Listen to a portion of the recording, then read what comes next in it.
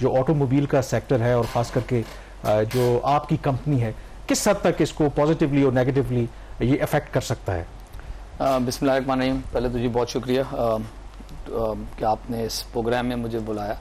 I think एक चीज़ तो हमें ये रियलाइज़ करनी चाहिए कि एज अ कंट्री हम एक डिफ़िकल्ट सिचुएशन में हैं, और इस डिफ़िकल्ट सिचुएशन में इतना चैलेंजिंग बजट बनाना, I think I will give compliments to the finance minister and his team कि उन्होंने बनाया है।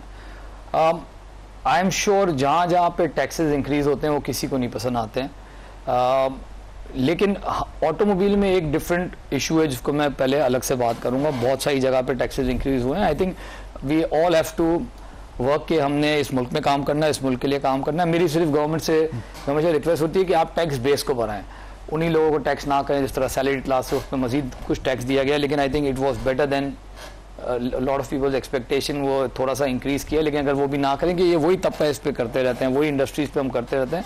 हमारे पास रिटेलर्स हैं, प्रॉपर्टी पे किया गया है, तो वो काफ़ी चीज़ों को इंक्लूड किया गया है। ऑटोमोबाइल पे तो पिछले 2 साल से आई थिंक टैक्सेस की भरमार है, एंड आई थिंक पिछले 2 साल से कॉन्स्टेंटली टैक्सेस लगाए जा रहे हैं, जिसकी वजह से ऑटोमोबाइल इंडस्ट्री अगर आप देखें तो 2 साल पहले हम 3.5 लाख पे प्रोडक्शन पे चले गए थे। एक हमारा एक एम था कि पहला टारगेट होना चाहिए कि 500,000 पे जाएं और फिर 1 मिलियन व्हीकल्स पे जाएं, जिसके बाद इकोनॉमी ऑफ स्केल्स आते हैं। लेकिन हुआ ये कि जो 3.5 लाख आप ओवरऑल कह रहे हैं तमाम, तो तमाम था, मैं इंडस्ट्री की बात कर रहा हूं। तो 3.5 लाख की प्रोडक्शन हुई इस मुल्क के अंदर, और ऑब्वियसली एवरीबडी ऑफ आइंग कि 5 लाख की हमने कैपेसिटी लगा दी, लोगों ने अपनी कैपेसिटी इंक्रीज की, हम वहाँ चलेंगे। लेकिन we had this crisis, interest rate increase हुए तो फाइनेंसिंग बिल्कुल आउट हो गई।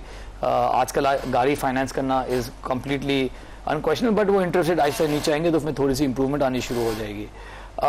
फिर इन्फ्लेशन की वजह से जो इम्पैक्ट आया वो आया। तो आज सिचुएशन है कि 3.5 लाख से इस साल हम सिर्फ 1 लाख गाड़ी पे मार्केट क्लोज करेंगे। और अगर आप ये देखें इस 1 लाख गाड़ी में एक और इशू जिसमें काफ़ी बात कर रहे हैं, 40,000 गाड़ी यूज कार आ रही है, तो वो एक अलग इशू है कि वो आई थिंक हमने गवर्नमेंट से रिक्वेस्ट की उस पर काम करें। लेकिन एक इशू ये है कि हम जो भी टैक्सेस लगाएं वो एक अलग है, लेकिन अगर एक कंट्री कोई कमिट करती है, ठीक है, हमने उस कमिटमेंट पे स्टैंड करना चाहिए।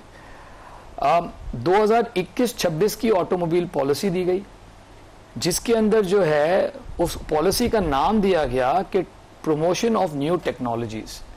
उसके अंदर गवर्नमेंट की रिक्वेस्ट ये थी कि भाई आप नई टेक्नोलॉजीज को लेके आए जिसमें हाइब्रिड इलेक्ट्रिक है, प्लग इन इलेक्ट्रिक है, इलेक्ट्रिक व्हीकल है, और चौथा ये था उसके अंदर कि एक छोटी गाड़ी भी लेके आए। अब हुआ ये कि कुछ $150 मिलियन की इन्वेस्टमेंट की गई, जिसमें सबसे बड़ी इन्वेस्टमेंट, क्योंकि हमने लोकलाइजेशन भी की काफ़ी, हमने $100 मिलियन इन्वेस्ट किए। मंशा साहब ने, हुंडई उनका था, उन्होंने आई थिंक $15-20 मिलियन इन्वेस्ट किए। साजगार एक लोकल कंपनी है जो कि चाइनीज़ गाड़ियाँ बनाती हैं, उन्होंने कुछ $15-20 मिलियन इन्वेस्ट किए, और हम हाइब्रिड गाड़ियाँ इस मुल्क में लेके आए। विद इन 6 मंथ्स हमने जो सरकार का कमिटमेंट है, गवर्नमेंट, देखें अगर मैं एज अ पर्सन कोई कमिटमेंट करता हूं तो एक वैल्यू होनी चाहिए मेरी या मेरा अगर इदारा कुछ करता है, हम तो एज अ कंट्री कमिट कर रहे हैं कि ये पॉलिसी है, ये आपको ये आप इन्वेस्ट करें, तो हमने इन्वेस्ट कर दिया। आपको मैं कतई कलामी कर रहा हूँ। इशू एट हैंड इस वक्त ये है कि हुकूमत पाकिस्तान ने आपको अश्योर किया कि जो सेल्स टैक्स के रेट्स और जो बाकी टैक्सेस हैं वो कांस्टेंट रहेंगे एक जगह के ऊपर, उसमें इजाफा नहीं होगा, जो कि बजट से पहले आपका रेट था 8.5% हाइब्रिड के लिए, जिसको बढ़ाकर अब इन्होंने कर दिया है 25%। तो आप कल जो senate standing committee on finance की मीटिंग हुई, वहां पे आपने जिक्र किया कि 4 पाकिस्तान के वज़राए आज़म ने ये कमिटमेंट की आपकी कंपनी को और जापानीज एम्बेसडर को कि ये रेट्स और ये पॉलिसीज जो हैं वो कांस्टेंट रहेंगी। ये कहानी क्या है, फिर ये रिवर्सल कैसे हुआ? तो सर मैं आपको थोड़ा सा थैंक यू, आपने इसको देखिए 2021 में जब ये पॉलिसी आई तो उसी टाइम में हमने इन्वेस्टमेंट का प्लान किया। हमने उस टाइम के वजीर आजम जो थे, जापानीज एम्बेसडर थे, उनके साथ मीटिंग की गई। ऑब्वियसली उसमें फाइनेंस मिनिस्टर भी थे, इंडस्ट्री मिनिस्टर, काफ़ी उस टाइम के जो मिनिस्टर थे वो सब थे, और उनको बताया गया इस पॉलिसी के तहत हम कर रहे हैं। उसके बाद एक थैंक यू का ऐड लगाया गया जो कि आई थिंक हर अखबार में था, सबने देखा गया कि भाई इस प्रोग्रेसिव वाटर पॉलिसी के ऊपर हमने $100 मिलियन की इन्वेस्टमेंट शुरू कर दी है। फिर जब गवर्नमेंट चेंज हुई तो एंटरिम गवर्नमेंट नहीं, PDM1 आई, तो उस टाइम पे मैं उसको आप इस तरह जब आई PDM1, उस टाइम पे अगेन उस टाइम के प्राइम मिनिस्टर, उस टाइम की पूरी जो कैबिनेट थी, जापानीज एम्बेसडर, उनके सामने अगेन इसको रिट्रीव किया गया, कंफर्म किया गया। फिर जो इसके लॉन्च था उससे पहले again prime minister, Japanese ambassador और सारे मिनिस्टर के सामने जो टोयोटा का चीफ इंजीनियर था वो ऑल द वे जापान से आया हम गवर्नमेंट को थैंक यू करने के लिए कि इस पॉलिसी की बेसिस पे हमने इन्वेस्ट कर दिया है और आप प्लीज मेक श्योर करिएगा कि ये पॉलिसी कंटिन्यू हो। और उस टाइम पे कमिट किया गया, अगेन उसको स्टैब्लिश करके अखबार में हमने थैंक यू के एड्स लगाए जो कि पब्लिक इंफॉर्मेशन है और लेटर्स तमाम डॉक्यूमेंट है वे वी हैव कंफर्म के इस पॉलिसी के थ्रू हुआ है। तो ये पूरी स्टोरी है। चार प्राइम मिनिस्टर शहबाज शरीफ साहब से आपकी अभी फिर गवर्नमेंट की अभी मेरी इस सिलसिले में बात नहीं हुई है, लेकिन ऑब्वियसली एक अमेजिंग बात ये थी कि मैं जितने भी मिनिस्टर्स और सेक्रेटरीज से मिला जो रेलिवेंट है, मैं नाम नहीं लूंगा अभी, वो सब सरप्राइज थे कि ये हो कैसे गया। तो इट सीम्ड, और कुछ और लोगों से जो मिला इट सीम कि उनको किसी को ये बात पता ही नहीं है क्योंकि किया क्या गया। इंजीनियर डेवलपमेंट बोर्ड ने भी कल कमेटी में बोला कि हमें भी नहीं पता जी। अब मैं आपको बताऊं किया क्या गया कि अच्छा, बजट की स्पीच में फाइनेंस मिनिस्टर साहब ने कहा क्योंकि पाकिस्तान में लोकल हाइब्रिड व्हीकल्स बनना शुरू हो गई है, ये एग्जैक्ट वर्ड्स है, मेरे पास वो अपने डॉक्यूमेंट्स भी है। तो मुकामी सनत को प्रमोट करने के लिए हम जो CBU गाड़ियां हैं जो कि अच्छा उस पे से हम ये कंसेशन हटा रहे हैं।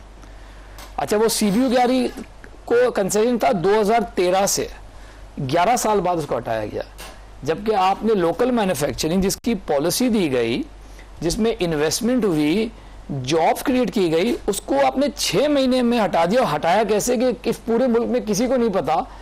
उसके अंदर शेड्यूल 8 जो सेल टैक्स का है, सेल टैक्स के शेड्यूल 8 के अंदर जाके एक लाइन आइटम है 73 जहां पे लिखा हुआ है local manufacturing vehicles hybrid. Finance bill में एक लाइन डाल दी गई कि दिस शैल स्टैंड ओमिटेड।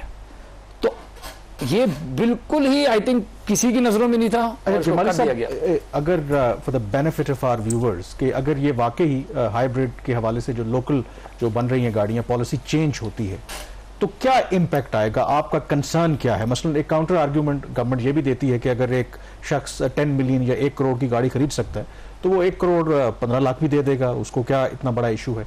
क्या इम्पैक्ट आएगा अगर ये रहता है? तो क्या आपकी जो प्राइसेस उतनी कंपैटिटिव नहीं रहेंगी, प्रॉब्लम हो जाएगा जो इन्वेस्टमेंट आपने की? सर देखिए, 2-3 चीज है ना। पहले तो मैंने कहा as a country commitment, okay, a commitment goes down the drain, ठीक है। मैं OICCI का भी मेंबर हूं, मैनेजिंग कमेटी का।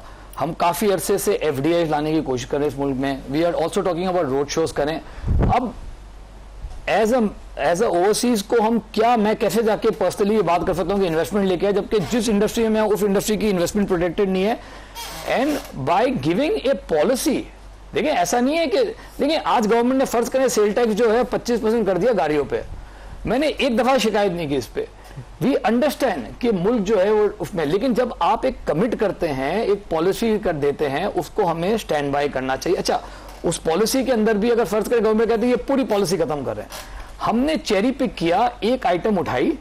अब वो क्यों उठाई, क्या तकलीफ थी, क्या वजह थी, मुझे नहीं पता, लेकिन एक आइटम को उठा लिया गया, बाकी सब चीजें वहीं की वहीं हैं और जिस पे आपने इन्वेस्टमेंट कर दिया। सेकंड, देखिए जब पॉलिसी बनाई गई थी तो बात क्या थी कि भाई एक प्रोग्रेसिव ऑटो पॉलिसी थी कि आइस व्हीकल जिसको इंटरनल कंबशन इंजन कहते हैं उसमें ड्यूटीज एंड टैक्सेस इतने ज्यादा हैं, हाइब्रिड में उस पे थोड़े से हमने वो रखे, फिर प्लग इन हाइब्रिड में उससे कम, और ईवी पे बिल्कुल भी ऑलमोस्ट नो टैक्सेस है ताकि लोग इस तरफ मूव करें।